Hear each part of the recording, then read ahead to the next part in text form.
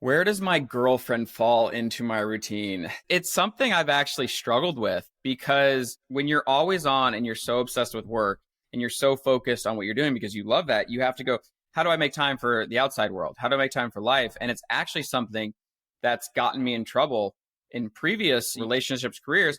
And it was more from the stimulant side, but the ADHD side of you're so focused that you do forget that other stuff and you do forget how to pause it. And so what we do now that actually works is it's always sort of this connection, this call, this chat, this catch up around the 5 o'clock time when we're both off and we can at least have our moment.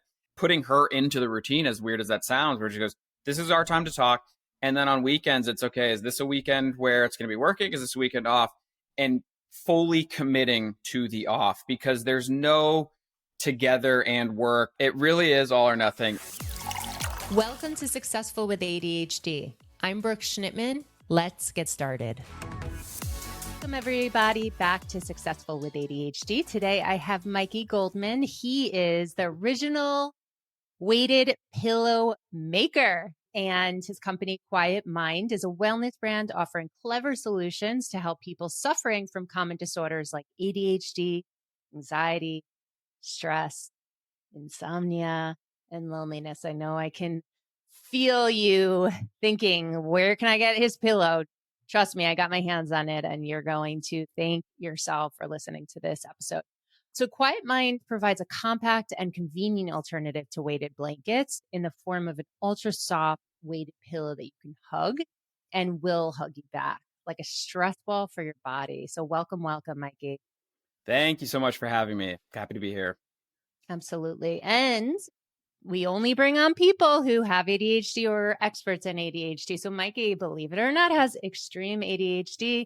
And we are going to talk about his journey from that to creating the first ever weighted pillow. Let's do it. Let's talk all things ADHD and resources and weighted pillows. Let's do it. So Mikey, when did you realize you had ADHD? So I tell this a lot, and I think it's, it might resonate with a lot of other people with ADHD, but my mom always said when I was a kid, he has ants in his pants. And it was something that at the time didn't really know what it meant. And then now, years later, when I connect the dots and I kind of say, okay, this makes a lot of sense. The ants in your pants or the never being able to sit still, the highs and lows of emotions where you're not, maybe throwing a typical fit. It's this all out emotional outburst, something with sensory processing where you don't, interpret stimuli, correctly. So it was the ants in the pants. And then through school, the kind of the biggest tell for me or, sleepovers, if I hear a clock ticking, I lose my mind.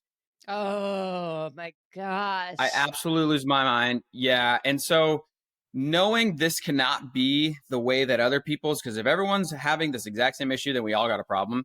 So I think that was probably kind of those early signs of you have the ants in your pants, not being able to sit still, constantly moving.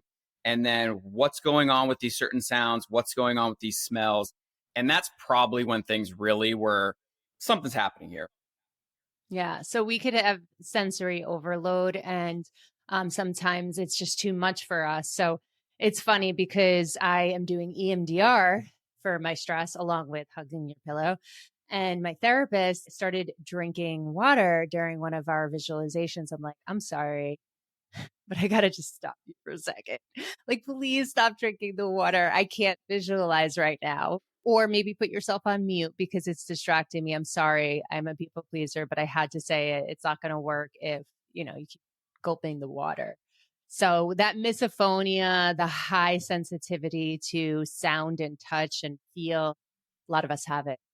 Yeah, it's not comfortable, especially when you're a kid, you're going to these sleepovers and someone has that clock in the room and you're going, why can I not fall asleep? And why is that sound starting to make me furious? What is going on with this whole thing? Because you're trying to, as a kid, you're going, other kids have sleepovers. What's going on with, how do they do it?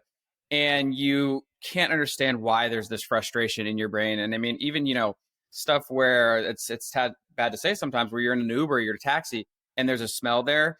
And that's the same thing where you get so frustrated And it's these moments where Like you want to throw up. Yeah.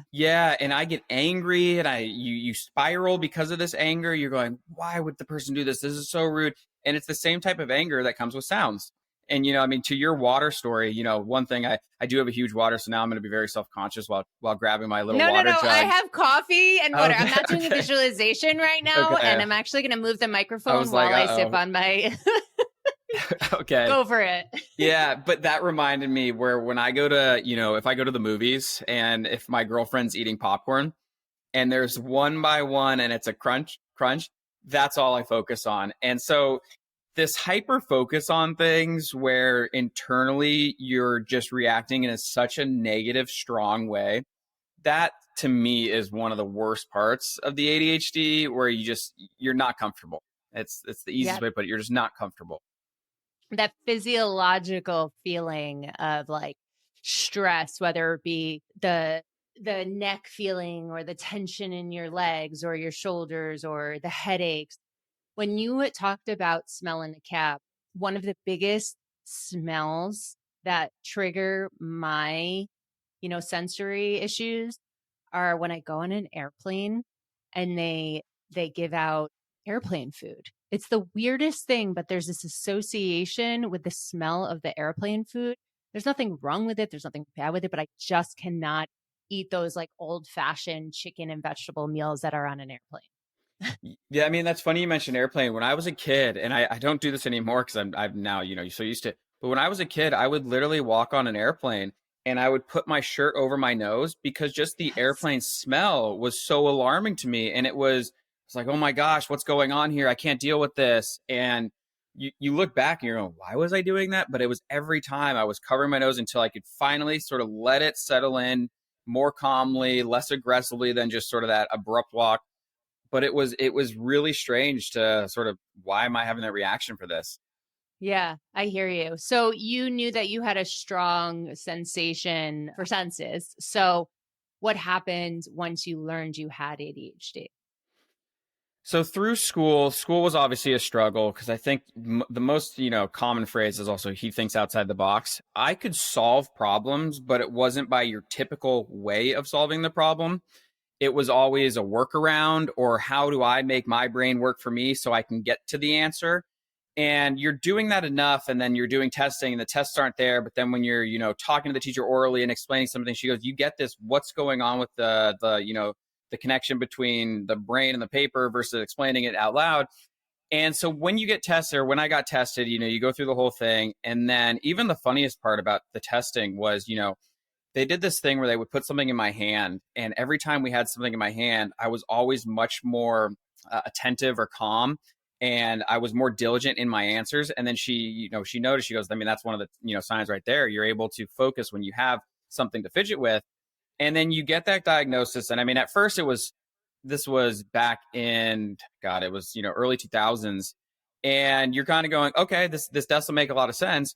But then besides some of the, you get extra time. So extra time is amazing. And then you get a little bit easier. So you have the time, you get more extended for SATs, whatnot.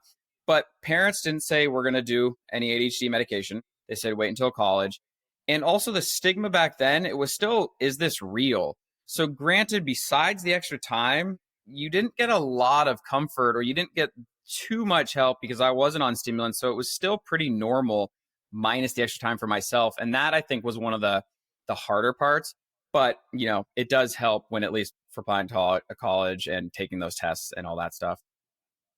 Yeah, it really does. And it's hard to get those accommodations for college because IEP doesn't necessarily go with you to college. You have to then reapply for the accommodations. So I hear you on that one. So you notice that you take tests differently, you think differently, you arrive at the answer differently. So your teacher was on top of things in understanding that about you. And you got the accommodations in college. What else changed for you once you realized you had ADHD? I think it's really when I became in tune with my body and I started listening to my body, because up until that point, everything I was doing, there was no rhyme or reason to it, or you're not really able to pinpoint an answer for something. and saying, why did I just do that? Or why am I acting like this? Or why are things so difficult? But once I got the diagnosis, then it was, okay, now is the time where I'm going to start researching things to take. Supplements, what other ways can I control these symptoms? And that's probably, the strongest part, pre-stimulants, pre any of that, when I go, okay, now it's all about supplements, diet, exercise, what helps me, what online resources are there. And it was really the moment of just, okay, time to learn my body. And, fast forward now, I'm at the point where everything I, do or take or consume, I know exactly how it, communicates with me, how it makes me feel, because I not only am pretty strict on what I, consume or take, but I'm able to tell the, the positive, the negative reactions now, because it's such a limited, I like to bring in things, one at a time. And I think that's the biggest benefit is, once you get it, it goes, okay, now that I have it, let's start researching. Let's start learning about me. Let's start learning about why I am, quote unquote, different, what's going on with my brain. And that was, exercise was a big one. Fish oil was a big one. Diet was a huge one. Those are the first kind of three things that I was like, we're going to start this right away. And okay, so you started that right away. You had the motivation to understand the way that your body works best and your brain works best. And now, fast forward, you're saying that you're still motivated to continue to eat healthy, take supplements that work with your brain and your body. Yeah, because it's this relationship with stimulation and dopamine, which is this ever evolving relationship where you're always trying to find something that is not going to set you off, and it's not going to go too high or too low. So that relationship where for the longest time, if I'm drinking coffee, why does coffee sometimes make me tired? Why does coffee sometimes put me in a weird mood? Or then sometimes you drink too much and then it really spikes, but then you have this super negative crash. And I'm going, what is this relationship? So then it's switching to matcha. And it's saying, okay, matcha works much more effectively for me. It's more calm. Also realizing caffeine with ADHD is not the best combination. And it's trying to find those stimulation plays that work well. And it's the same thing with food, realizing there are certain foods that spike this dopamine or spike the serotonin, and then you consume it too much, or you eat too much of it, and all of a sudden you're going, why am I so full? What just happened in that moment in time? Because you kind of black out almost by eating, because you don't even realize why this rush of dopamine. And so it's this life change that really says, let's control the dopamine levels, because learning about how with ADHD that if we have lower dopamine levels, so the normal stimulation that a lot of people feel, the normal satisfaction, pleasure that someone might feel for something simple, we're not getting that. And how do you find a way to work around that so things just don't give you that spike? And that's why I'm always saying it's an evolving thing, because I'm looking for ways that spike me just enough, but don't make me obsessed or make me, not lose my mind, but, the equivalent, I guess, a little lesser tone of that. Yeah. Yeah. You kind of hit on something that I was going to ask you, and it was biting my tongue, but I will ask you now that you hit on it. But first, I'm going to ask you something else, not to confuse you. Did you go to school for nutrition? I studied economics. I was in business. And the reason I found nutrition, there's a couple reasons why I became obsessed with nutrition. One, as you get older, you obviously start feeling things a little different. So if you eat something poor, the next day, maybe you're a little slower, you move a little bit heavier. But also just seeing where there was such extremes with it, where you could eat certain foods and you're almost, what's the way to put it? You're eating it not out of hunger, but out of pleasure. And this sort of pleasure eating, where for me, I'm more of a sustenance eater. The way I eat is basically, hey, let's just get food down and then move on. I don't want to think about it. My husband's, right? You don't if you could not eat, you wouldn't, right? Yeah, exactly. And so then seeing the moments that are almost the opposite of that, where you're going, why am I just snacking so aggressively on this? Because something's happening with this dopamine reward. And then you get to this beyond full point, and that I never understood, because I wouldn't have these normal just pauses of you're full if I was eating kind of, or the regular way. But when I would sort of overeat, over binge, something was going on. I go, this is just not fun. So looking into it, seeing the reaction with sugars as well, and then just knowing, okay, my ADHD, things are always out of whack. If food is the most simple thing that I can do, because I have to do it daily for survival, let's start with the most bare foods, whole grains, simple, whether it's eggs, egg whites, vegetables. We don't need a lot of sauces or seasonings. And let's just start there and see the difference. And then learning about it and going, okay, if I'm doing this, things are a lot easier. Things are a lot more controlled on my end. Then I can go to the next thing. But if I'm not focusing on the fuel source, the energy as being the clean energy, the clean fuel source, it throws off the rest of the day, the process, the ADHD. So fuel in the cleanest form is what works for me. So you fuel your body, fuel your brain, and you use the word obsessed. So would you say in your history of, how old are you? 33. 33. That's my favorite number, actually. Oh, great. I was a Ewing fan, and then there's Alonzo Mourning and Larry Bird, and I can go on and on. But yes, I was a 33 basketball player, and then I hurt my knees like Ewing, for all of you 80s babies out there. But okay, so you use the word obsessed. Do you feel in order for you to be successful at something, you need to be obsessed with it? Yes. And that's a great question, because that is something I never had up until starting Quiet Mind. And that obsession where you're going, this works, or I can do this, but there's such a level of defeat. You feel depleted while doing stuff that you don't have the passion for, and it's not even, and it's this struggle to even get yourself to that goal or to that job where you're going, this feels like, maybe I don't like this, but God, there's just nothing stimulating there. And seeing the relationship of stimulation and obsession and learning how they're connected and just learning about stimulation. It was always previous to what I was doing. Yeah. If I was not obsessed, I wouldn't do it, but then I would hyper focus on something and you're overly obsessed, and I saw something where it was about ADHD people, you'll focus on something for 2 weeks and then move on. And it was was always the theme of me. It was 2 weeks of obsession, then move on. But I see that with nutrition and with the pillow, you were this isn't a 2-week fix. You were totally motivated in it. And I'm sure there were days where you had off days, but you still figured out your path in order to create a healthy lifestyle and also this product that is helping lots of people and hopefully will help millions someday. So sounds like you had motivation. Yeah. And it goes into the kind of the routine, where the routine becomes when you find something that works.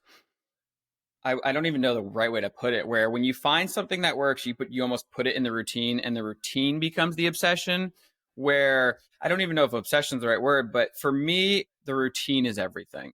So when I have routine, when I have structure, when I have, less indecision, we're doing well. We're okay. I tell people I wear the same, shirts every day, because if I go look at a shirt and if I don't do that, then I go, what am I going to need that one for? Or maybe I'll need this one. Or what am I going to do later today? Where you're having this conversation internally that makes no sense. And you go, hold on, just put the same thing. So when I obsess over something and then throw into this routine bucket, then it takes the decision away. And I go, I know I'm going to work. This is going to work for me. So it's exercise. Then it's the food thing, the nutrition. That's in the routine. And so then I guess I view it a little differently as the obsession. Same thing with work now as in the routine.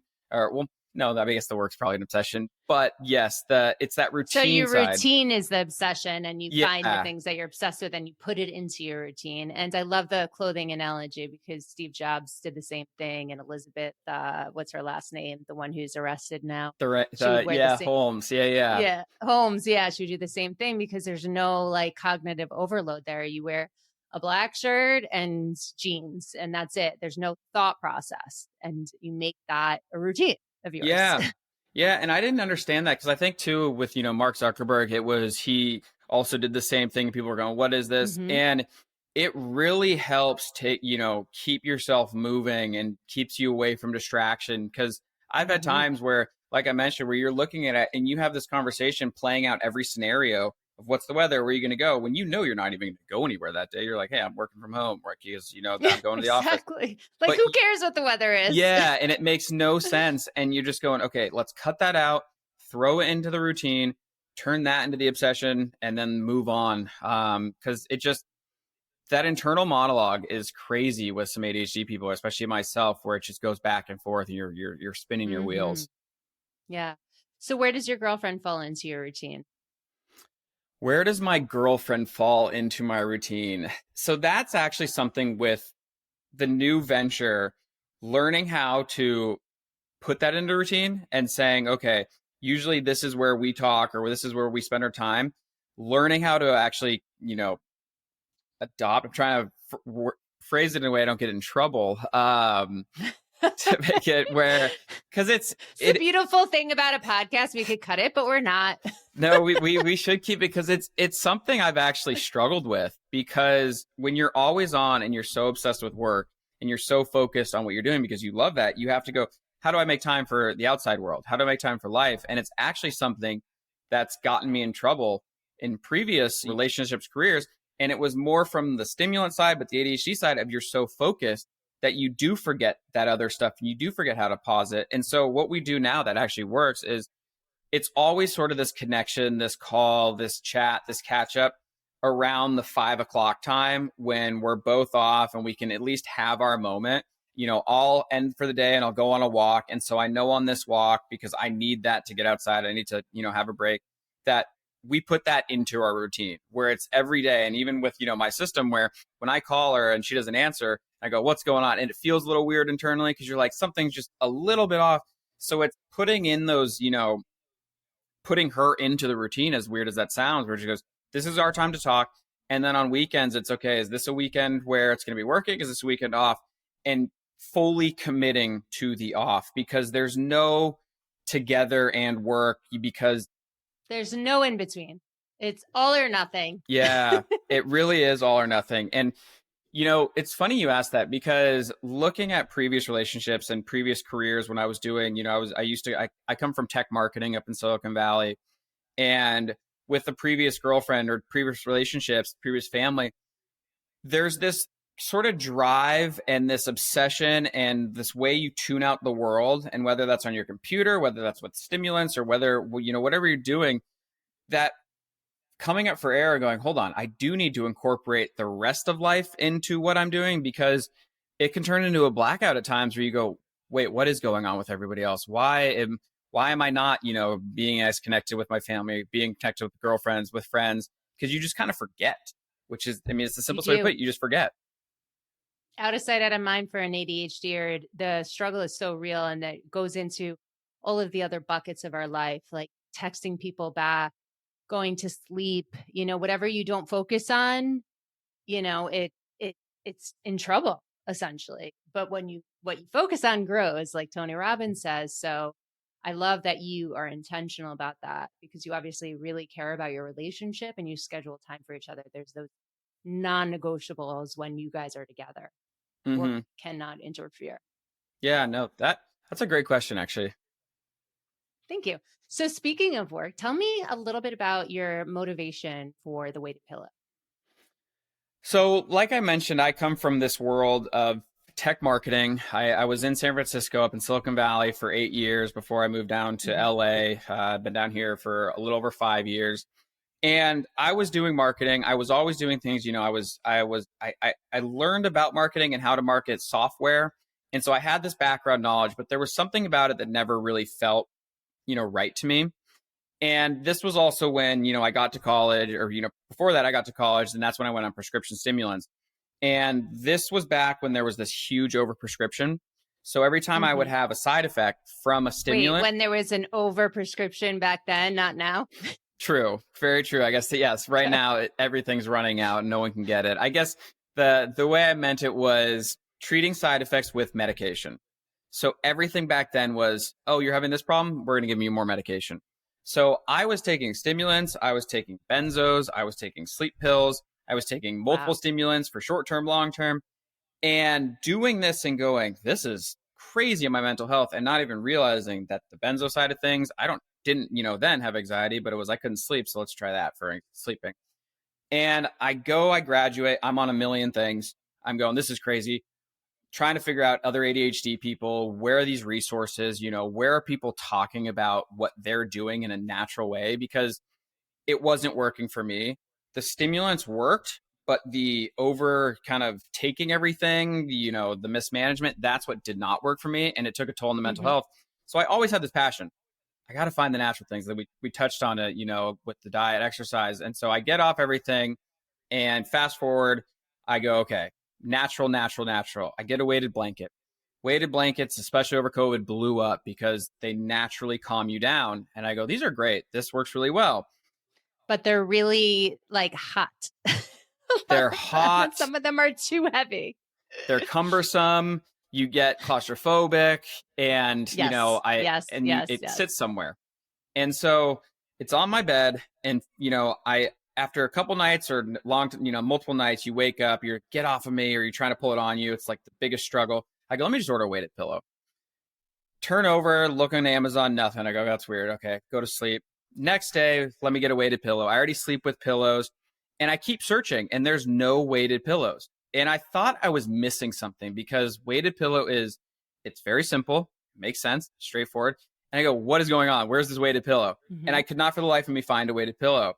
And that is when this moment goes, I'm just obsessed with this. This is something in me that I cannot get take my focus off of. So I bought some supplies on Amazon, made a weighted pillow. I go, oh my God, this works way more efficiently than blankets, which I can touch on later, why it works more efficiently. And it was one of those things where the second the weighted pillow popped in my head, every single day, I did more, and I did more. And I got to the point where I was doing it more than my job. And I went and told somebody about it. I said, hey, I got this idea. I feel like I'm crazy. I feel like I'm missing something. He goes, this is brilliant. We talked about the ADHD thing. We talked about how it naturally would help people ground them, calm them down. And it was kind of right then that I go, I've been waiting my entire life to find something that I'm passionate about. This gave me purpose. This gave me my life's purpose. It's not too old, but it gave me that purpose that I didn't have prior, where I go, I can help my community.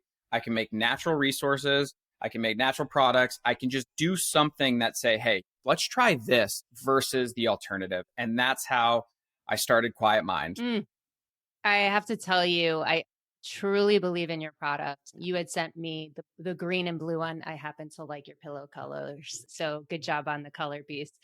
And you have the small, I think you sent me the small and the medium size. And I was having a really stressful week when you had sent me them. And I literally just put it on my chest. I sat there, I held it, and you didn't ask for anything in return, but I just was holding them. Oh my gosh. Literally like 5 minutes later, my whole nervous system just became calm. And my uncle passed away recently, just unexpectedly. I gave the medium-sized one to my dad, and he's like, what is this thing?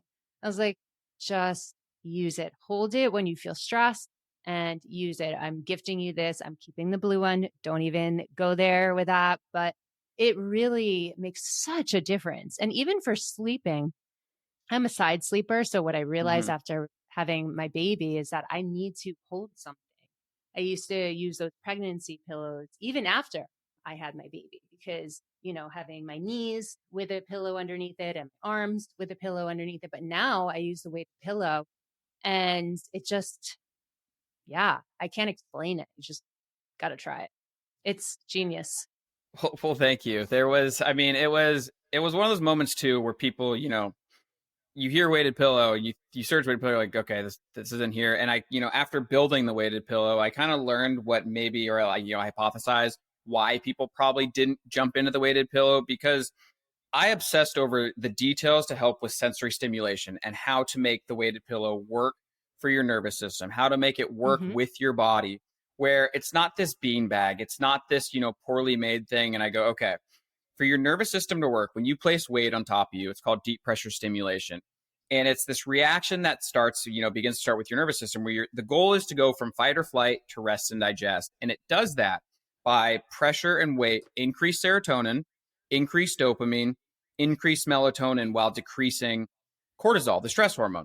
And so if you're getting all of that, that those neurotransmitters to react with pressure and weight, you have to then tell your nervous system, we like this. We are comfortable with it. So in our weighted pillow, we came up with this, patent pending design to hide the weight. So when you squeeze it, it literally feels like a pillow versus I made different prototypes where you could feel some of the hard stuff inside, and you're going, this doesn't work, and you're getting kind of uncomfortable, and your nervous system saying, nope, we don't like this.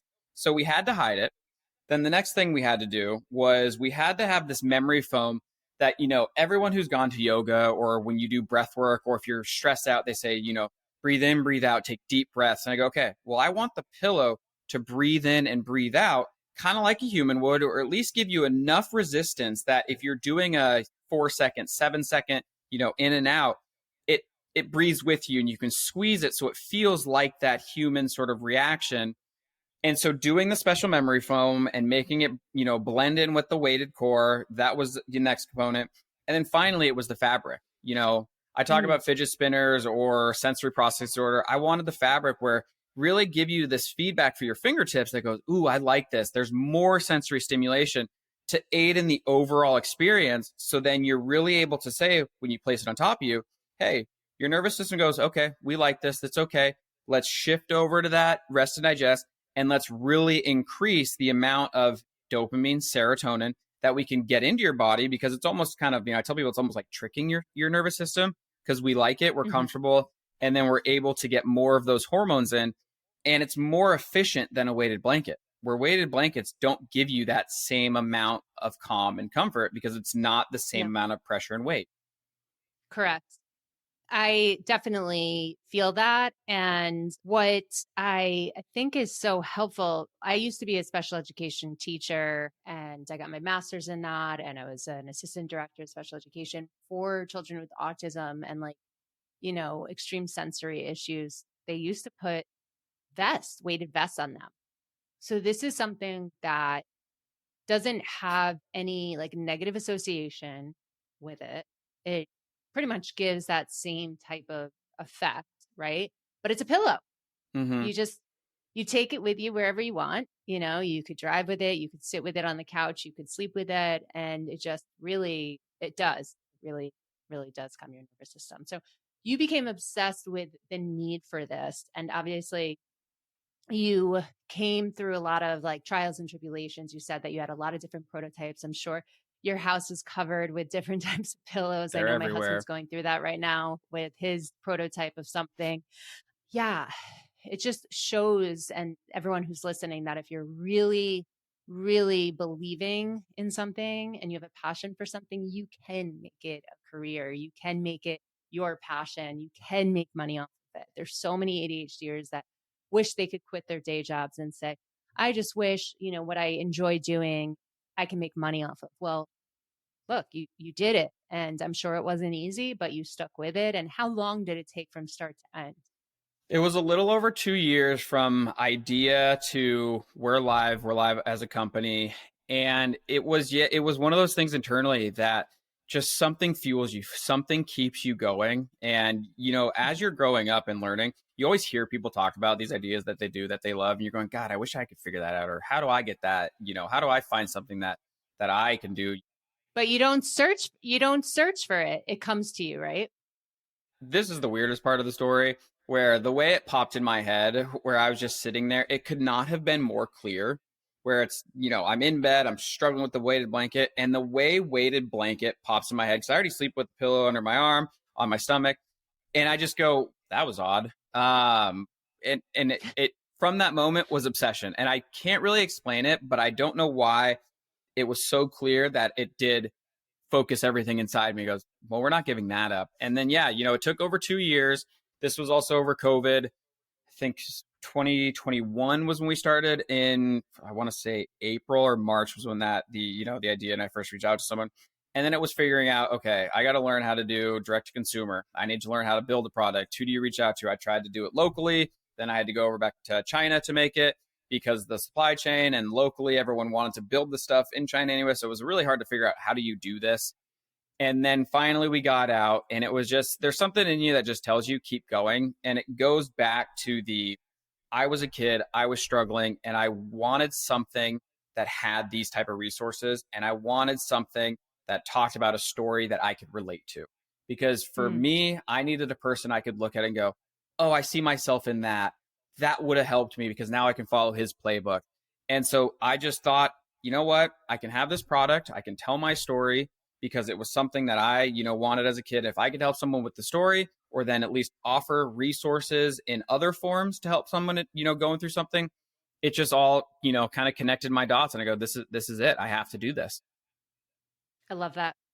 So lots there to unpack. And for those of you who are either in school and are out of the box thinkers, or people who are wanting to launch something that they're passionate about, listen to Mikey. I'm sure he'd be happy to share any, hardships or processes along the way if you reach out to him on One Quiet Mind, it is, right? Yeah, I mean, you can shoot me an email. It's Mikey@onequietmind.com. The company name is Quiet Mind, but unfortunately there is a quietmind.com that somebody has had for like 30 years or something. They're not willing to give it up. So right now it's onequietmind.com. You can reach out to me at Mikey@onequietmind.com. Our Instagram though is Quiet Mind, which is pretty fun. So you can find us on Instagram. And then the last thing I'll say about the pillows, which is actually one of the sort of the secret weapons or the magic sauce with our pillows compared to blankets. When you hug something for 10 seconds or more, you release oxytocin. Oxytocin, the social bonding, the cuddle, love hormone. And so when you take the pillow and you start squeezing this for 10 seconds and more, you actually get that added benefit that the blankets don't give you, because the blankets will give you those other hormones. But this blends into the other hormones and it creates this warmth, this grounding, safety, and security that really helps for people just going, hey, okay, if you're lonely, if you're at home, it just adds the sort of element of this calm that you're not getting with blankets. And it really is a magical experience to give this thing a squeeze and see what your natural, hormones can do for you. Yeah, I love that. So one thing that you would share to everyone listening that would be your tool for success? The one thing for listen to your body. I think it could not be more clear as I got older to go, whatever is going to work with my body, we're going to do that. Because you can fight it, you can try and do things that don't. But for my success, it has always been, especially as of late, if I eat something and it works, perfect. If I don't, we're not doing that anymore. If I do an exercise that works, or, a time for me that works, which is the morning, we're going to do that. And it's whatever I can do to listen to the body and say, add the things that work, we're just going to keep it that way. And so I'm always listening to my body every single day, because if I don't, something goes wrong and you cause it to go haywire. The nervous system gets out of whack. So the best piece of advice, listen to the body and let that be kind of your. Love that. Well, Mikey, thank you for coming on today, and we'll share where people can reach you in the show notes. And I just appreciate your time and your innovation. Well, thank you so much for having me. I love talking ADHD. I love being a part of this community. I think it's a small community that we're finally growing. We're being talked about. So I love how I can help. And yes, please, anyone reach out to me. I do like it. Thanks for listening to this episode of Successful with ADHD. I hope it helped you on your journey. And if you need any additional support for you or a loved one with ADHD, feel free to reach out to us at coachingwithbrooke.com and all social media platforms at Coaching with Brooke. And remember, it's Brooke with an E. Thanks again for listening. See you next time.